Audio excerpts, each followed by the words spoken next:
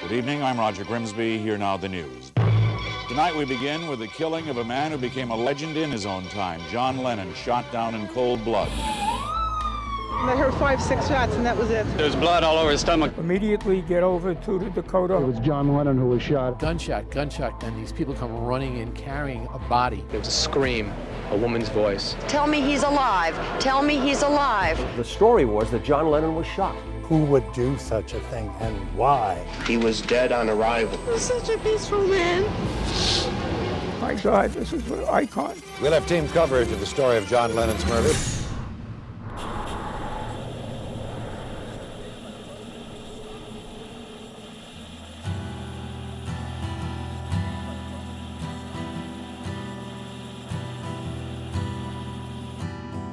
I was watching the football game when I heard Cosell say, "An unspeakable tragedy. John Lennon, outside of his apartment building on the west side of New York City, the most famous perhaps of all of the Beatles, shot twice in the back, rushed to Roosevelt Hospital, dead on arrival."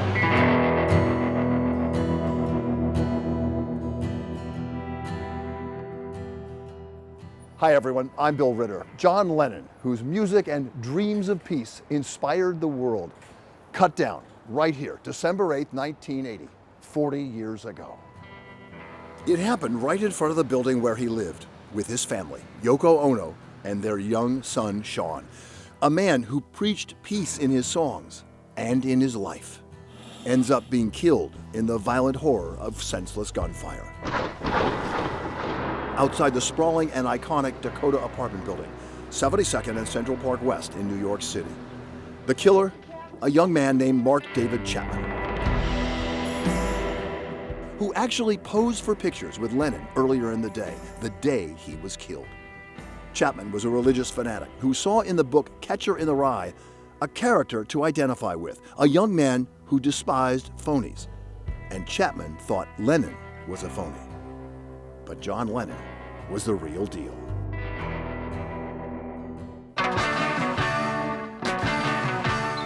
Lennon moved to New York in 1971 to get away from the limelight, to get away from the paparazzi of England. And he was quickly adopted by New Yorkers. And you can tell how much he loved this city by the song he wrote about it. New York City. He loved it here, a kind of rough and tumble water city, like his hometown of Liverpool, but much bigger, where he could be just John, not one of the Beatles, the biggest rock band of all time. I grew up with the Beatles. I came of age with the Beatles. They were not only the most influential music group of the time, and possibly of all time, they were the most influential group in my life. I liked their music, I liked their messages, and I particularly liked John, and I liked what John stood for. I felt that he was more than just a performer. He used his celebrity status to do good, and I thought that was terrific. To be out of New York is to be out of town. Lennon embraced his life here in New York, and New York embraced him. John Lennon and Yoko meant so much to New York, especially to the West Side. They were actually made for this city, and they were here was a value that so many people saw. And they also were neighbors. They were there. They were out around, and people would see them, and they would talk to people, and they were just a valued member of the community. I certainly didn't want to be intrusive to John Lennon and Yoko. We waved. And I thought it was cool. They were such fixtures, they were so friendly, so open. They defined the ethos of New York in many ways. They adopted it so thoroughly. John was getting accustomed to life off the stage, but his murder would put him center stage once again. What you're about to see is a different kind of New York story. It's also an eyewitness news story because WABC TV Channel 7 and ABC News broke the tragic news about John Lennon to the country, broke it to the world. And the people you're about to meet, journalists who were there. The fans gathered here tonight who knew John Lennon through his music, through his songs, through his verses. This is a neighbor. He's in the neighborhood here. I couldn't believe it. Ernie? Thank you, John. After John Lennon's murder... I just missed him. I just missed him. I left around 10 o'clock and walked back to the studio. And when I found out later what had happened, I said, was Chapman there? Did I see him? Everybody knew John. Everybody in New York knew John and Yoko. They had settled, they had made New York their home.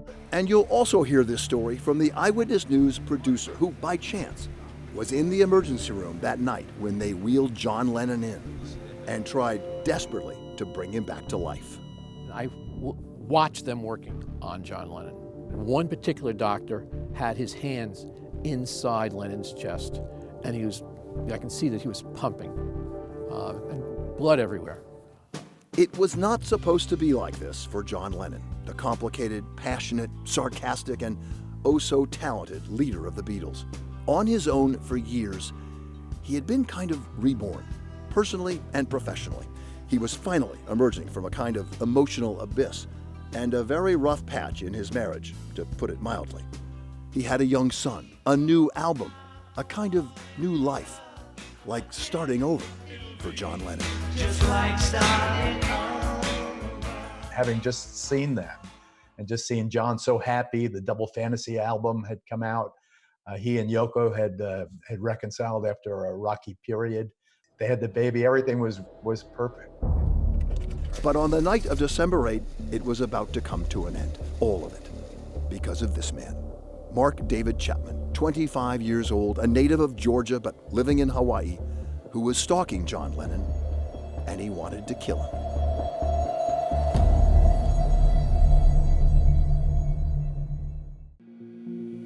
While Chapman was waiting outside the Dakota that night of December 8th, a man he wouldn't have possibly known was also there. A man known to most New Yorkers as the 11 o'clock anchor of Eyewitness News, Ernie Anastas. This is Eyewitness News with Ernie Anastas. He was showing an out-of-town friend the building where John Lennon and his wife Yoko lived. And I'm standing there with my friend, same generation, and I said, you know who lives here? He said, no, John Lennon. That night? That night. He said, John Lennon. I said, yeah, he lives here. And we're standing by the great archway. And I said, you know what? I said, he's a fabulous guy. I said, he's living in our neighborhood. People come by here many times. I said, they even get autographs from him. He said, you think he'll come by tonight? I said, he's a wonderful guy. I said, he loves New York, came here in '71. He lived down, in the village for a while. He lived at the St. Regis Hotel. Then he moved up here to the Dakota, which is a beautiful building. I said, and this is what he calls home. He said, do you think he'll show up? I said, you never know. We'll stay here a few more minutes. But I said, he could. And we left. And I went back to the studio. Not long afterwards, John and Yoko returned from the music studio where they had been recording. They walked back by the crowd, and by then, Mark David Chapman was no longer interested in pictures or autographs. He wanted blood. I had earlier heard shots in Central Park, but Bill, in 1980, hearing shots in Central Park wasn't that unusual, so I just dismissed it. I was at a party at the Tavern on the Green. It was an after party for a movie called Stir Crazy, I remember. And I noticed a lot of activity or conversation going on at the entrance to the place. And I went over, and people just arriving, had gone past the Dakota, and they said there's a lot of activity there. By that time, our newsroom had heard about the shots, and we sent a couple of photographers to the Dakota, including Len Trudman. I was called from the assignment desk, and they said, immediately get over to the Dakota because there's been a shooting, and they mentioned John Lennon. I said, what?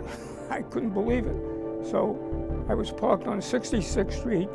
I went around Columbus, shot right up 72nd Street, ended up directly across the street from the Dakota entrance.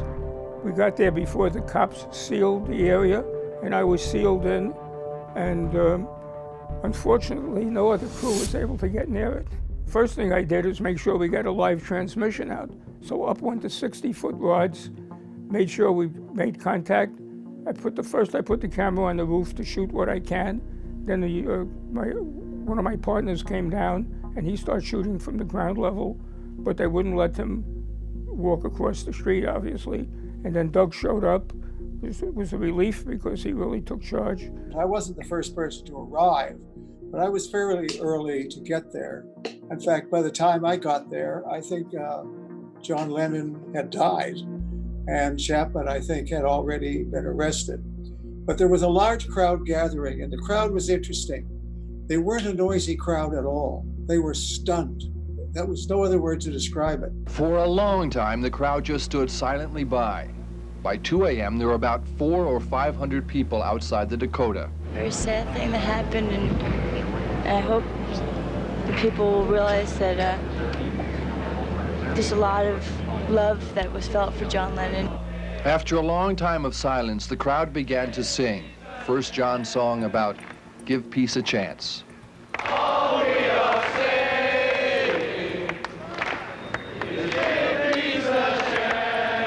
How late did you stay there? What happened throughout the night there? Oh, I was there for a long time as the crowd kept coming and coming and coming, and then eventually the word got out that John Lennon was dead. I don't know. You can't imagine what it was like, Bill, that night. You can't imagine what it was like. And then John died, and one cop said that all he said was I shot. That's all he said.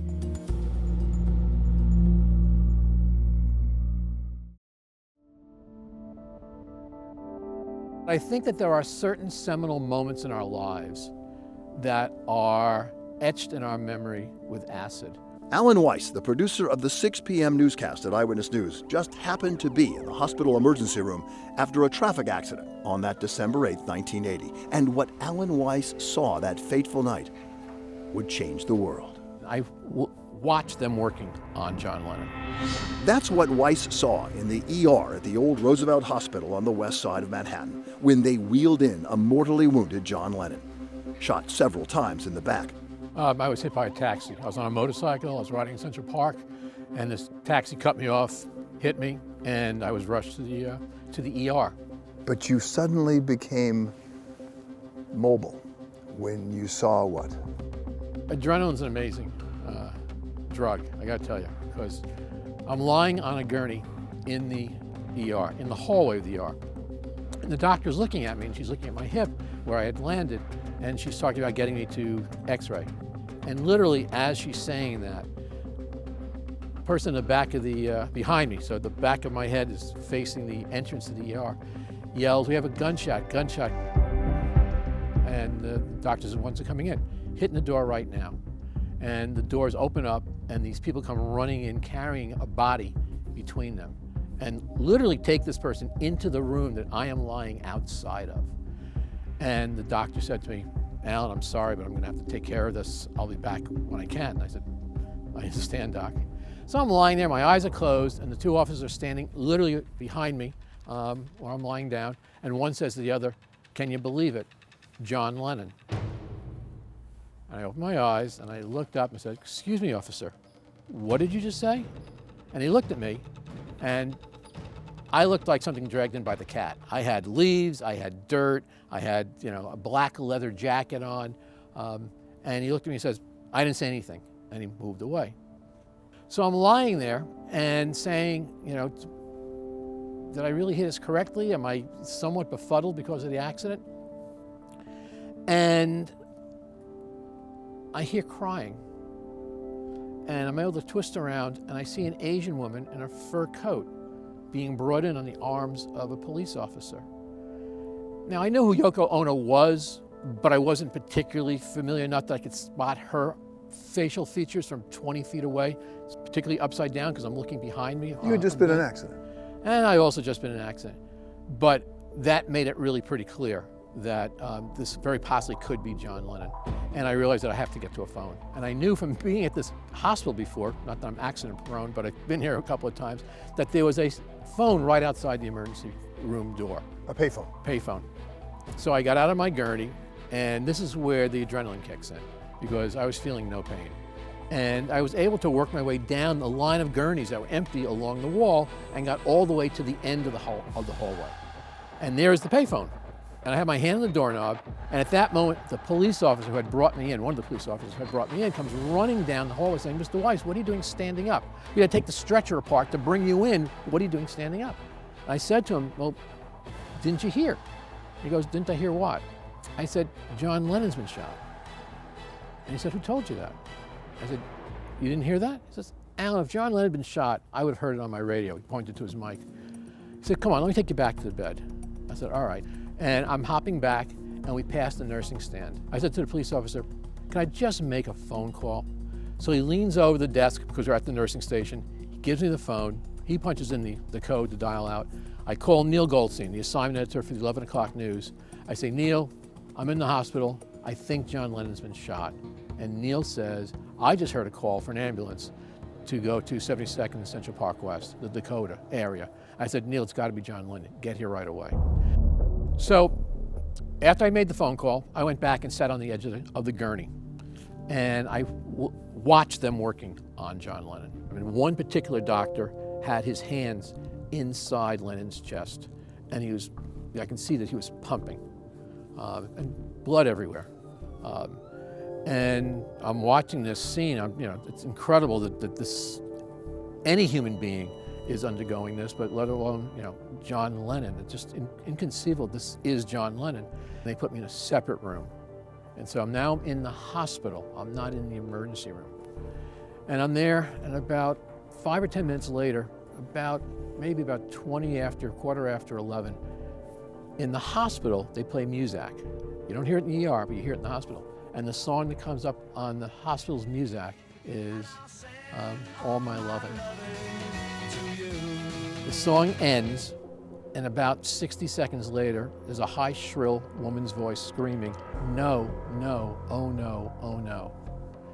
And then about less than a minute after that, the door opens, and Yoko comes out, I believe on the arms of David Geffen.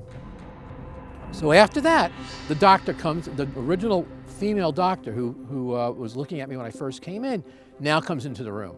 He says, "All right, Mr. Weiss, now let's take a look at your leg." I said, "Wait, Doc, hold on a second. What's the story with John Lennon?" She said, "There's going to be a press conference in 30, 40 minutes. I said, "Okay, what's the story with John Lennon?" She said, "I can't tell you." I said, "Doc, please, I mean, I've seen the man come in. I've seen what's going on. You got to tell me, what is the story?" She says, I can't tell you."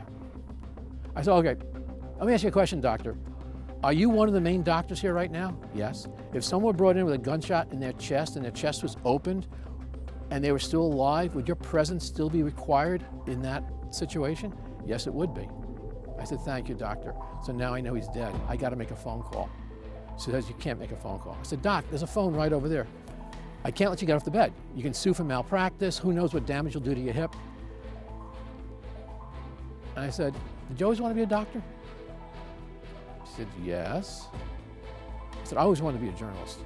"Did you always want to be a good doctor?" She said, "Yes." I said, I always wanted to be a good journalist." I said, "Letting me get to that phone and letting me do my job is as important to me as you being able to rescue someone's life would be important to you. Can I please make a phone call?" And she said, "Sorry, I cannot let you get out of bed, but I am going to go and check and see if the x-ray is ready for you, and you need a special code for that phone anyway, which I'm not going to tell you is 117. So I'm going to be back in about 15 minutes, and I'm sure you'll be in your bed when I come back." I said, "Of course I will, Doc." This wasn't just simply someone who was shot. This is somebody that was a legend, was a cultural icon, was almost a force of nature. People near the Dakota knew John Lennon had been shot and was likely dead. But remember, this was before breaking news alerts on your phone, before social media, before email was a thing. And because our producer Alan Weiss was in the ER and saw Lennon dead, one cop turned to the cop and said, "It's John Lennon." We were the only ones who could confirm what really happened. But how best and how quickly to tell New York and tell the world? Hello again, everyone, and we're excited about tonight. As it happens, the biggest TV audience of the week was on WABC that night, Monday Night Football. And ABC had Howard Cosell. You just can't come into a game the way New England has come into this. The country's most famous sportscaster and a former Eyewitness News sports anchor. Cosell had interviewed John Lennon a few years before on Monday Night Football. Want to move that up just a little closer? How are you? What's been your view of this American professional football scene? It's an amazing event and sight. It makes rock concerts look like tea parties. But I must say the first thing I heard when I got in was I'm playing a Beatles tune yesterday, which cheered me up no end. We gave the story to ABC, to Howard and one of his football broadcasting partners, Frank Gifford, a former pro player. Listen carefully as Cosell and Gifford discuss off-air during a 1-minute commercial break how to handle, and even if whether they should handle, the Lennon assassination during a football game. He was shot outside his apartment, the Dakota apartment building. Fellas, I just don't know. I'd like your opinion. I can't see this game situation allowing for that news flash. Can you? Absolutely, I can see it. You can? You betcha. We've got to. If we know it, we've got to do it. All right. I don't hang on it. It's a tragic moment. And all right. This is going to shake up the whole world. All right. I will get it in. Frank Gifford absolutely made the right call, unquestionably. I'm surprised that Howard Cosell was reluctant to tell the story. He was, very much in the news. He's not just a sportscaster. And the magnitude of that story, how could you not tell that story? Seconds later, Cosell broke the news about John Lennon. I, like millions of other Americans, remember it like it was yesterday, watching the game at home. Line, Howard, you have got to say what we know in the booth. Yes, we have to say it. Remember, this is just a football game, no matter who wins or loses. An unspeakable tragedy confirmed to us by ABC News in New York City. John Lennon, outside of his apartment building on the west side of New York City, the most famous perhaps of all of the Beatles, shot twice in the back, rushed to Roosevelt Hospital, dead on arrival.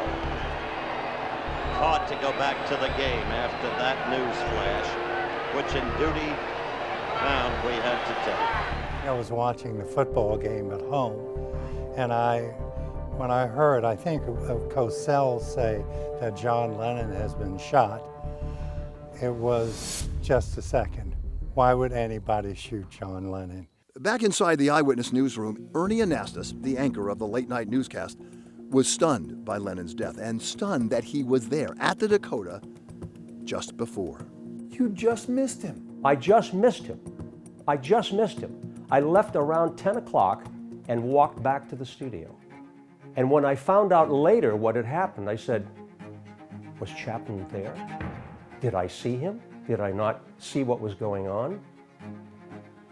So what if I had stayed there? What if I had stayed there another half hour? There's a late football game on the air. I could have stayed a little longer, but I left. But I was right there on the spot where he was shot. And about an hour and a half, 2 hours later, I'm talking about his death. Phone calls were coming into the newsroom from viewers who had heard the shots. And then there was Alan Weiss's eyewitness account. He saw John Lennon dead in the hospital. There was a scream, a woman's voice. Oh no, no, oh no, no.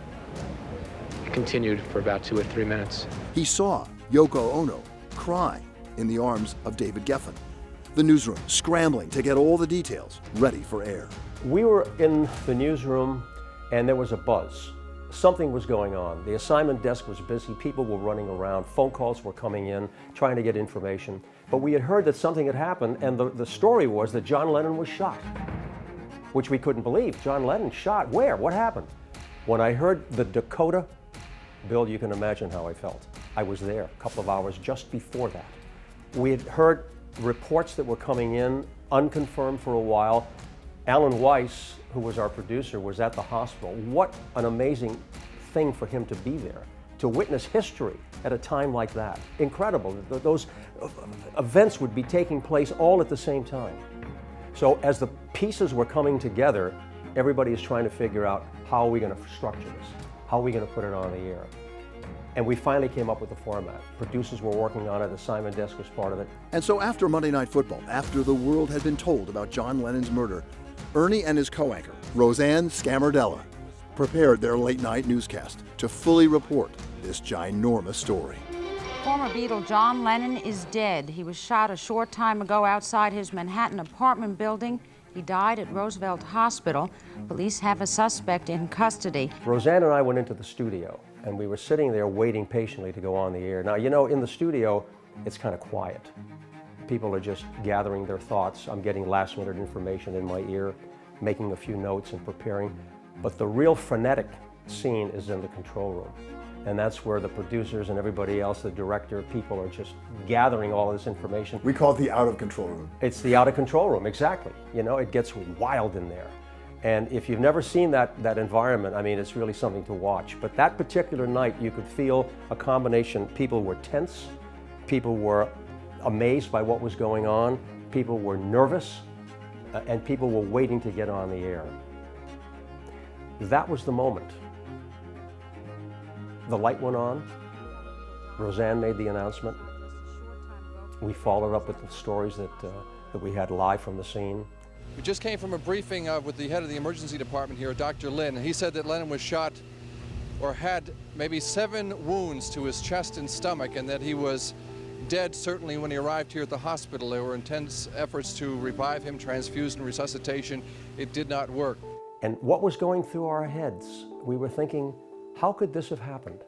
How could we have witnessed something like this in our city? Why would anybody want to kill John Lennon? I can remember that we were sitting there, and at one point, I know her. She reached out and grabbed my hand. Under the desk, she held my hand because she was nervous about what we were doing. She was passionate about what had happened. She couldn't believe it, and she had compassion for Yoko Ono and for other people who were feeling this loss, for Sean. So it was a very, very emotional moment, to say the least. Here I am doing my job as a reporter, and at the same time, I'm thinking about John Lennon, the man, the guy that I followed, his music and his message. This was very personal for me. And to think that I would be on the air talking about his murder, talking about how he was shot 5 blocks away. 5 blocks away. Can you imagine that? I said to myself, this is eerie. This is surreal that I'm really reporting this and talking about this, especially after I experienced being there a couple of hours before. When we were on the air that night, we were very careful because the information was coming in rapidly. There were reports coming in from the police. There were reports coming in from the scene. There were people on the street. They were looking for eyewitnesses to what was going on. We were just scrambling to get as much information, factual information, to put on the air. It was tense, to say the least. It was very personal in many ways, as I pointed out, because this is somebody that was part of our neighborhood and also part of our lives. But I think we were trying to be as professional as we could be. And we didn't know what was going to happen next. We had no idea what the next piece to this story would be, how it would unfold while we were on the air that night. After Eyewitness News came Nightline and former Channel 7 reporter Geraldo Rivera, who had become good friends with Lennon in the 1970s. I got a call from the Nightline producer. It said, did you hear your buddy has been killed? And I said, my buddy? And they said, John Lennon. And I swear, I almost passed out, my knees buckled. And they said, you have to come on Nightline. It was one of the most shockingly personal acts of violence in my life. It was just horrifying, and having just seen that. Geraldo Rivera, who has covered John Lennon both as a personality and an artist. And what did you say that night to Ted Koppel? Well, you know, it was, I tried to maintain my composure. It was very difficult because I remember saying something like, I'm trying to put my thoughts in order and give them to you in a logical way, but the painful aspect of what's happened has really skewed my reasoning. Well, let's just stop for one moment. Ted Koppel kind of walked me through our relationship, the relationship I had with John and Yoko. It was just trying to keep focused and be a newsman. At the same time, I was as anguished as anyone in the world. It was, Bill, you remember what a blow it was to everybody. Everybody was staggering. No one walked the fine line more delicately between friend, fan, and journalist than Geraldo Rivera, the former Eyewitness News reporter who would later work for Good Morning America and 2020 before becoming just Geraldo. It was such a personal act of violence. It was almost as if a relative of mine had been slain. The fact that he was cut down by some schmuck with no real reason other than a Catcher in the Rye or the book or something that upset him about John's lifestyle. There was no real reason for this guy Chapman from Hawaii to come and stalk John, and then to earlier get John to sign his album, to sign the Double Fantasy album. It was just so pathetic, so shocking, and such a waste. This is Eyewitness News. John Lennon's death was apparently planned well in advance. Police say suspect Mark Chapman borrowed a substantial amount of money to fly from his home in Hawaii to New York to shoot Lennon. John Johnson has more on the man accused. Police speculate that Chapman arrived in New York last week. He had begun to stalk Lennon from his room here at the West 63rd Street Y, outside the wrought iron gates of the Dakota. Lennon gives Chapman an autograph at 5 p.m. as he leaves for a recording session. When Lennon returns, about 11 that night, Chapman is waiting with his .38. The hunt is over. He was enraged at Lennon because Lennon had said the Beatles were more popular than Jesus. And reportedly he had become so angered at that Lennon had committed blasphemy, and as born-again Christian, he went out to correct what he saw as this blasphemous, evil, and wrong. Well, now, as you've already heard, Mark David Chapman came to New York with the express purpose of killing John Lennon, even though he was reportedly a John Lennon fan. Now, Chapman also has a history of mental problems. He was institutionalized on 2 previous occasions when he tried to take his own life. One of those attempts on his own life came in an earlier visit right here to New York City. Well, he was unsuccessful. He came back with his gun and he killed a genius. He came on December 6th, December 7th, December 8th, and then come to the Dakota and hang out there. And then after having John Lennon signed an autograph for him, wait until that evening when Lennon and Yoko are coming back from doing a recording session and shoot John Lennon 4 times in the back. And some psychiatrist at the time had said this was in a way a reverse suicide.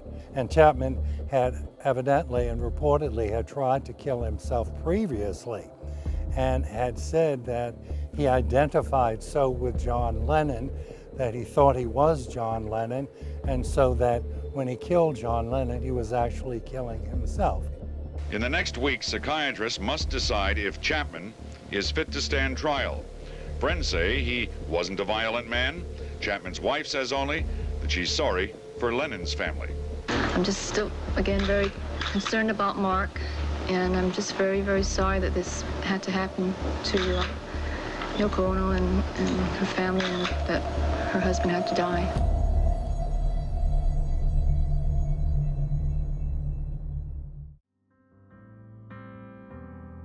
The Sunday after John Lennon died, Yoko had called for 10 minutes of silence worldwide to honor her husband. Other cities took that as a cue to gather and listen to Lennon's music, including in New York's Central Park. More than 200,000 people, all of them wanting to give, it seemed, peace a chance.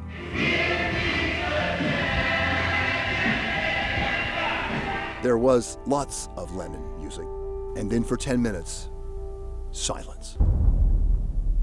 When I looked at all the people there, they were of all races, creeds, colors, age.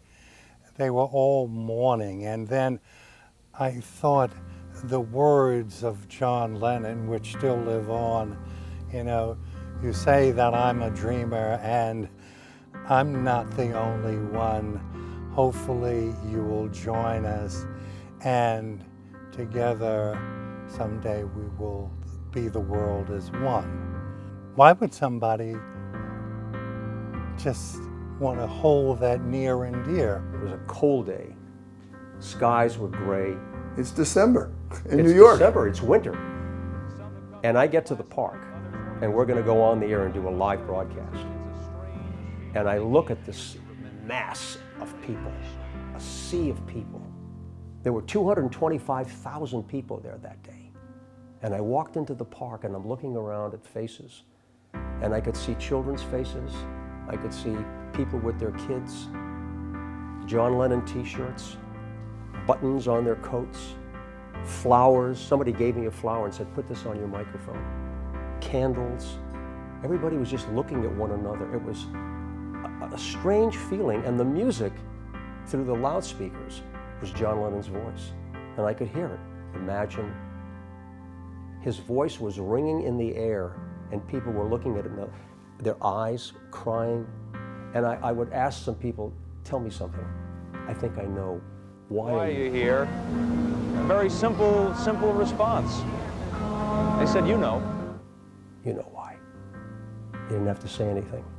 There were policemen standing around doing their job, but you could tell that this was part of one big family. We were in mourning together. 2 o'clock comes along. I'm on the staging, and it's time for this silent vigil, this silent tribute.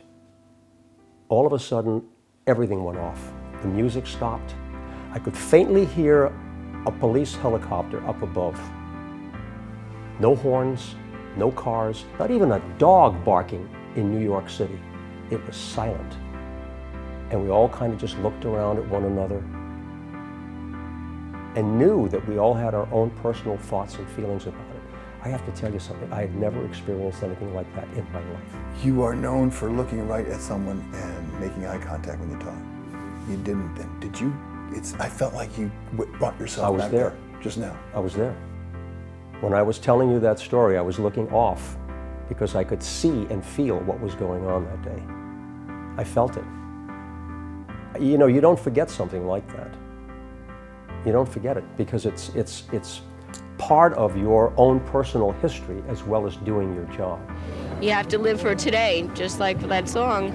Imagine all the people living for today. Now, you don't have to think about the past and you don't think about the future. You live today. The crowd had gathered to pay a final tribute to John Lennon. Clearly, the crowd was moved by the ceremony. Some wept openly. Some chanted, "Give peace a chance." But ironically, there was a gunman in the crowd, and before the crowd dispersed, a man was shot. I don't believe that this guy comes to a John Lennon vigil, you know, a man who stood for peace and love and everything, carrying a gun, looking for trouble. John Lennon's ashes will be buried tomorrow in a secret location. After his body was cremated yesterday in Hartsdale, the ashes were given to Yoko Ono. We wanted very much to talk to Yoko Ono on this 40th anniversary. She has, after all, carried the torch of her husband's legacy, speaking out against injustice, about gun violence, and building strawberry fields in Central Park across the street from the apartment where he was killed and where she still lives today. But she didn't want to talk about that day 40 years ago. I think that Yoko Ono, in my humble, modest opinion, doesn't want to undermine his memory or his words by saying more than what she has said. And that being that she has said that his words will live forever. And that is enough to say, other than that he represented love. And love. Gee, what more is needed? And remember photojournalist Len Trugman, the first cameraman on the scene that night. Turns out Len wrote on pieces of paper his assignments for each day he worked over a period of decades, including his log for December 8th, 1980. December 8th, 1980, worked from 9 a.m. to 2 a.m. John Lennon, 40 years old. Doug Johnson was the reporter. Producer was Alan Weiss. The desk was Neil Goldstein. We were the first crew on the scene, and we parked on 72nd Street in Central Park West and let the desk know immediately where we were and where we set up. We were there all night. They brought me gas and food and kept feeding gas into the generator. You know, what's good about this piece, I used this for a bookmark for years. You know? It was a big story. A bookmark to an incredible chapter. There's a great song at the end of the Broadway musical Hamilton. It goes, "Who lives, who dies, who gets to tell your story?" I thought of that song as we reported this story. He was one of us, and he's dead. His music made our good times better. His music made our bad times at least livable. And in the back of all our minds was the hope that one day they'd get together again. We'd all feel the harmony. We'd be able to give a flower to a stranger and not feel foolish. And now he's dead. If he hadn't dreamed so beautifully, it wouldn't hurt so much. I'm 77 years old now, and I think of John, who'd been 80 years old. 40 years worth of music we lost because of this act of violence, this senseless, brutal act of violence. It's nonsensical. You look back on it 40 years later and you say, what have we learned? Have we grown from this? There have been more shootings, senseless acts of violence. And you keep saying to yourself, this is the last time. This is the last time. And it isn't the last time. But I think his message, resonates even today. And what is he telling us? Give peace a chance.